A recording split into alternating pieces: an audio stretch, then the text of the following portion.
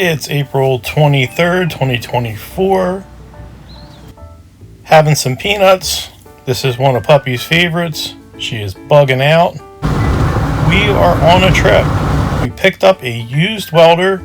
There's no room in the back seat, and Lily is not having it. She does not want to share this seat with Puppy, even though they get along great. And yeah, I mean, just look at that body language.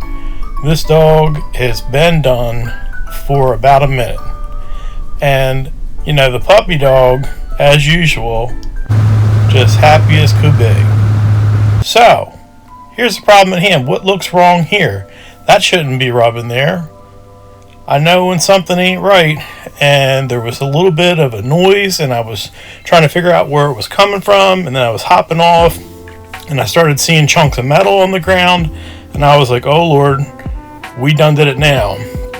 So I'm hosing everything down with some PB Blaster, splitting the tracks, and then this.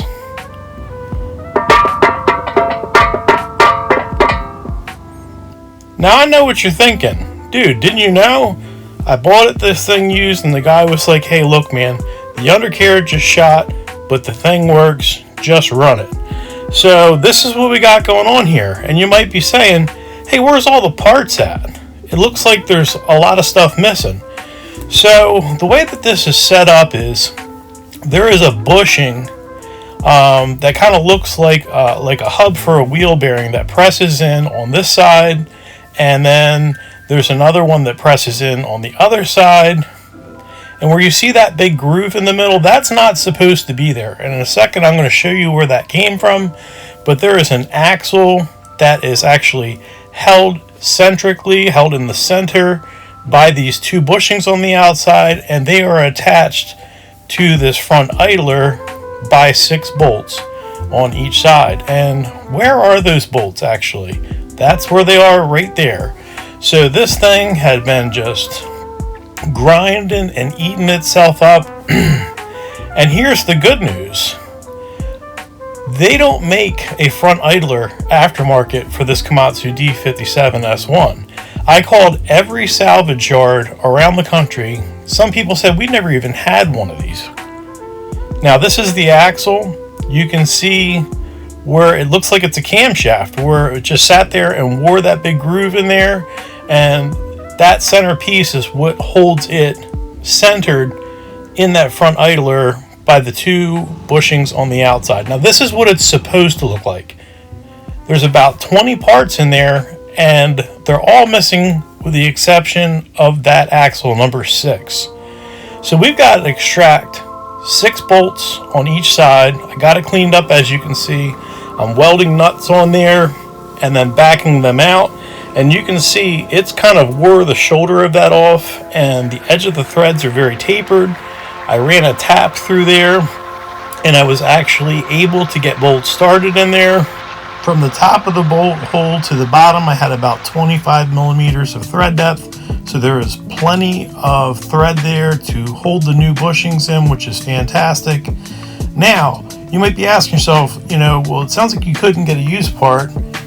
Why didn't you just buy a junk machine? Well, people wanted $6,000 for a junk machine with a blown motor. Then you've got to get that big rig record onto a lowboy and transport it to you. A lot of these things were a couple hours away. It would have been like $10,000 to get a salvage unit here. So it was either fix it or hang this thing up because it's done, stick a fork in it. So it's do or die, and we're getting it on the run right now, and that's great. This is the bushing that I was talking about. I mean, that's massive, and it was just absolutely totally gone.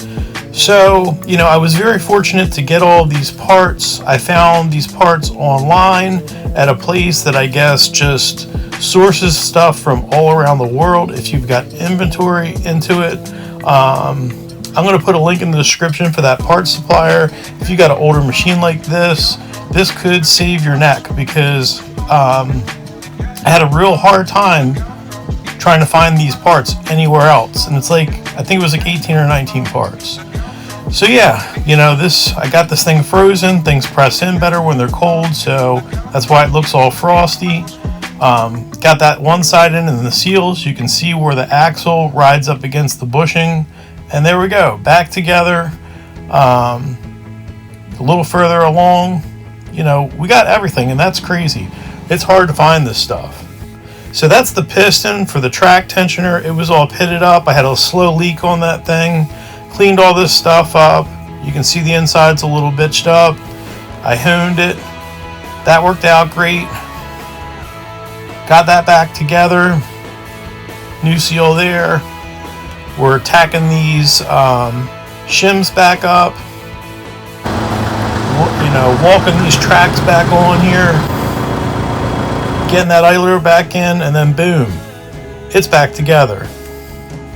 This repair process spanned from May 1st to 29th of 2024. This is one of these situations. There's a great Fab Shop around here. I'll put a link in the description for those guys, but either they're not going to want to do it or I can't afford it. So getting this done was huge, and we're on to a great new project that you need to see in the future.